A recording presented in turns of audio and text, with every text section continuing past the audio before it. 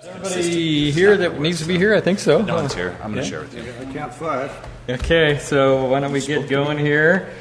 I guess we can go right to a roll call vote from George again. Just roll call. Director Dan Hansen. Present. Director Shelby Boston. Present. President Mark Fuller. Here. Vice President Paul Rivera. Here. Director Bill Bell. Here. Okay, thank you. And if there's any comments from the public, if you'd like to speak on any item that's not on the agenda today? Okay, all right. Thank you. Word's not here. Okay, we'll go right to the new business here. Okay, so what we have here is we went out for an RFP for public assistance in disaster recovery. What we found with FEMA is that it's very difficult to basically sail their waters in a way. There's a lot of paperwork, there's a lot of administrative work, and then there's a lot of hoops you got to jump through. And if you don't jump through every hoop, you're basically in the position where you could forfeit a lot of your monies.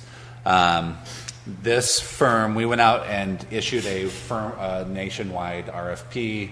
We sent it directly to about 15 firms. We only got 2 responses back, Aptum and EY, which is Ernst & Young. Both are well-qualified firms. Aptum actually has their project leader is a highly recommended project leader I've heard about in the industry, which I didn't know there was an industry in the first place before this.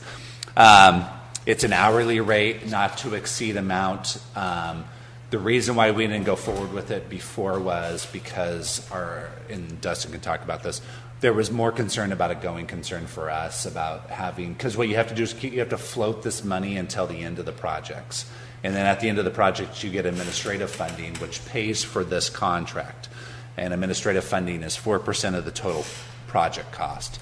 So if you have a $100 million project, you have $4 million of funds available to you for administrative costs. Right now, Ross is just being inundated with paperwork and with trying to put things together to try to sail the waters of FEMA and also trying to do the day-to-day operations. This will take that off of his plate. The one thing, and Dustin will talk about this a little bit more, the caveat is that it is under legal review before we do any type of contract to make sure the contract is advantageous to both sides, including ourselves, which they did have some red lines on our sample contract that Dustin will have to negotiate out. We are in the process of trying to get funding from the state. If the funding actually falls through, we are not going to go forward with this contract because we can't float this amount for the period of time. So this is kind of contingent on the funding coming through. And then we're going to have off-ramps throughout this contract that if we don't need their services or their services aren't working out the way we wanted, that we'll have off-ramps to actually get out of this contract. It's an hourly contract based on them performing the services and then a not to exceed. Yeah, good morning, Board. I may just add that, as Kevin mentioned, the form of motion before you, recommended form of motion, includes review by legal counsel. And in the RFP, we included a sample agreement, as we customarily do, to allow the bidders to see what our expectations are and invite them to propose any changes. So I do want to maybe manage your expectations is the best way to say it, because the changes that were requested by Aptum are significant to the point where we stand today, I could not recommend that you move forward with this contract. Changes to the indemnity clause, to standard of care, the type of performance they're going to provide to you, limitation of liability, changes to insurance. So really the kind of key clauses in the agreement that protect the district.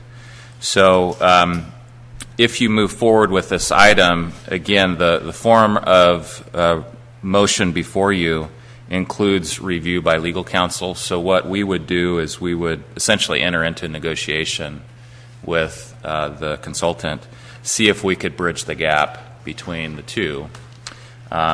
If we can't bridge the gap, then we come back to you to reconsider. Or, as Kevin said, if we don't get the funding to front load this contract, again, this would be an item that we bring back to you and report on.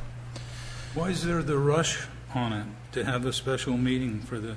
The special meeting was not for this, it was for item 3B. But we wanted to kind of get this on the table because to get them under contract so that when the funding did come on, they could come on board fairly quickly. So we knew there was going to be some negotiations ahead of this. There's always contracts, so that when the funding did come available, they could come on board immediately. I'd like to make a motion that you bring it back to the board after you've made the legal things and any other things on it, so that you bring back a finished product that we can vote on, rather than leaving the door open for changes you would make if we agree to this, which the board will have to be forced to go along with it.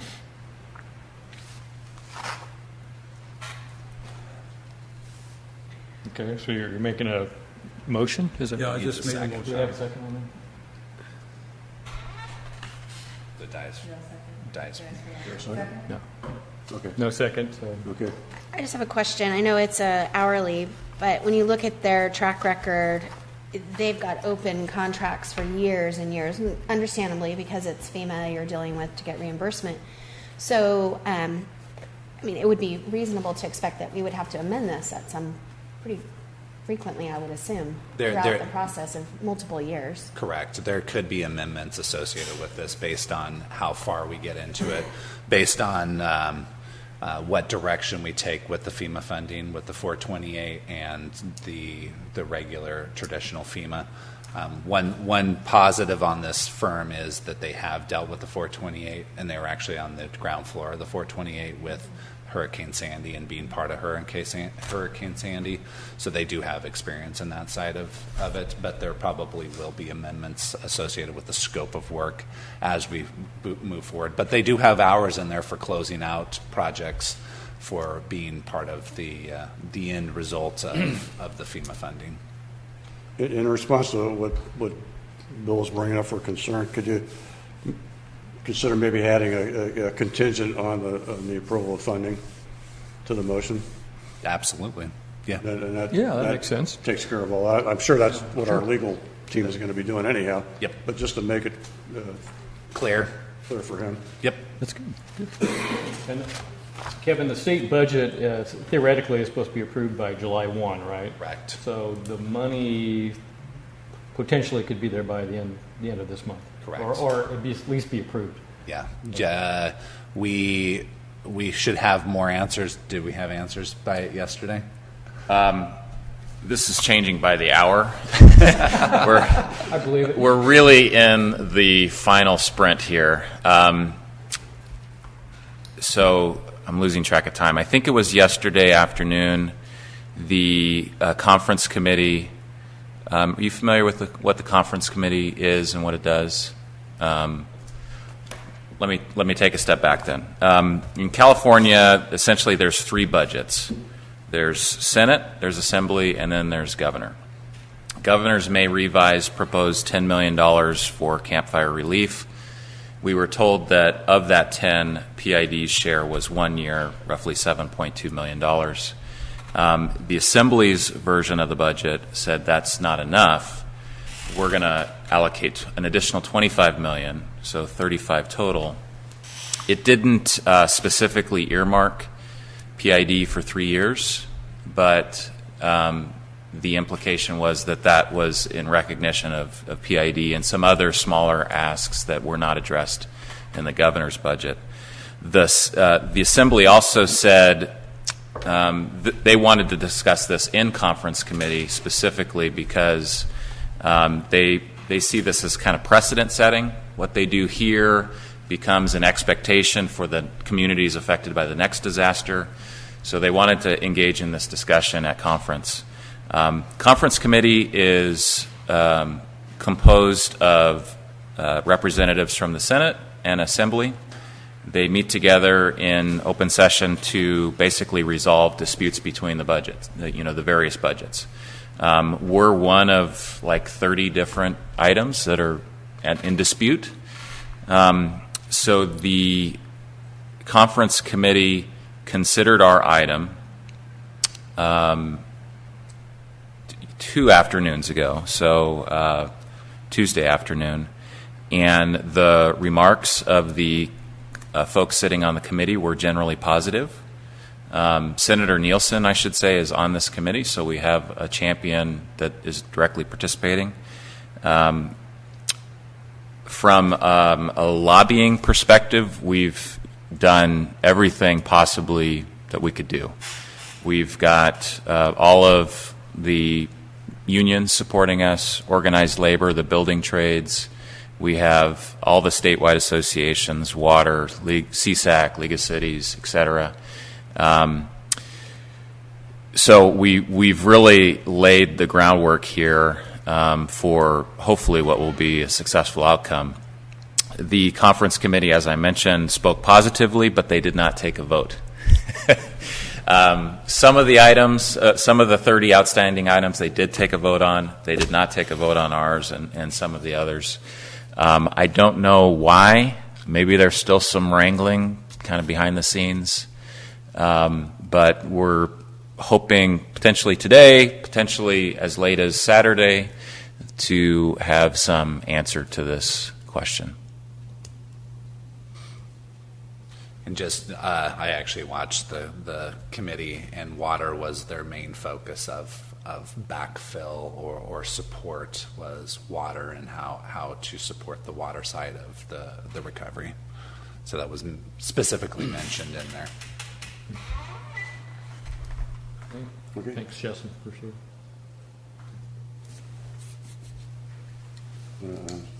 So, See if he wants to amend his motion.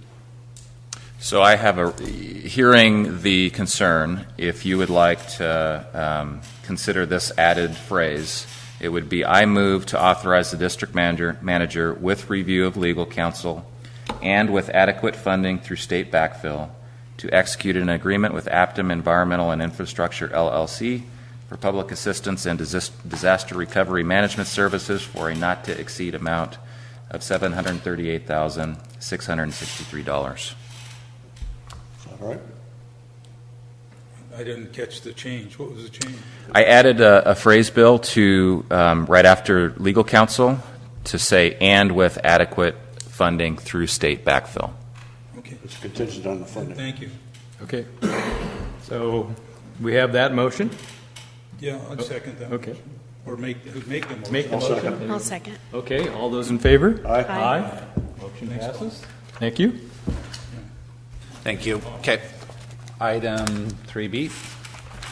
This, I think I mentioned a while ago that through our current loan provider, which is Cap One and BB&T, that both of them have postponed principal payment on our loans, pre-funding, to basically take that loan and push it to the back end, almost like a balloon payment at the end of the loan. They needed a resolution and an amendment to the agreement, and they needed it kind of quickly to make sure that under their terms we weren't in default. So this is kind of paperwork type of stuff. So that's what this is. It's a resolution to amend the agreement, and then the agreement changes. Dustin had a few items that he wanted to make sure he was going to change on the agreement, just to kind of loosen it up, because there was some language in there that he felt was a little more. Well, it Strong. relates again to the state backfill. We certainly have a hope for the state backfill, but we don't have a guarantee. So I want to make sure that the lenders, so to speak, understand that this is not necessarily a guarantee, and that there's not some kind of commitment in the event it falls through. So Does this add any more financial burden? What was the change on that, Interest, though? I There's think the interest that interest accrues. goes up. Yeah, it increased it Yeah. pretty Did you figure out significantly. how much that's going to be? Yeah, it's, Yeah, it's in, in there. It's on the last page, 148. It shows Exhibit A. Yep. 148 on the Yeah, bottom there, the 217. But they're there it is. The district expects to receive funding from the state. So on item, now, what does that add to what we had before? what's the 217 add? Okay. There's no add. So all it did was it took May 1st, 2019, where you see a 0, Oh, okay. and drops it down. There might be a little bit of increase in the interest expense based on that you have an additional principal, but overall it added very little, or added Okay. very small amount to the total That's the debt question. service. That's the question I'll be asked. So. Okay. And then on 146, number 3, the district expects to receive funds from the state of California in a bridge financing. Dustin just wants to change that to hopes, right? Yeah. Say that again. Where is that? On page 146? 146, number 3, first sentence, the district expects to receive funds from the state of California in a bridge financing. It's actually hopes to receive funds. So you're taking bridge out of it, is that it? No, we're taking expects. Expect. You can put the word pray in there. Very good. Eggs. Please do. Please. We don't need to wordsmith this today, but your form of resolution includes authorization to execute this agreement, and substantially similar to this form. So it gives Kevin and I a little bit of leeway to loosen up the language. It's not a guarantee here, but certainly a hope. Is this how this works with all our creditors, Kevin? All our creditors are first in line if we get some additional funding, so they're right there. And the way we set up our ask within the state was we asked for operating backfill for expenses. Debt service was included in that operating backfill. So so just to step back, all of our financing is secured by the revenues of the district. So it's not like when you go out and get a mortgage, you secure your home. We don't secure any assets. We secure only our revenue. And so they're always going to be first in line on the revenue of the district in case of default, that's where that would be secured through. But we're not paying off the notes, we're just catching up on the payments. We're not even catching up, we're just continuing to pay as it's Staying even. As we can. as it's stated in the loan document. So we're going to continue making our debt service payments as it's stated in the loan document. Now it's just with this, that debt service schedule is now changed to make a balloon payment at the end of the debt service. Great, thank you. Okay, do we need to maybe have a roll call vote on this? Yeah, the roll call would be great. Do we have a motion? We have a motion. So we need a motion to approve resolution 2019-2. So I'll make a motion to approve resolution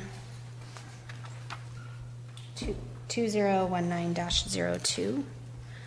There a second? Second. Okay.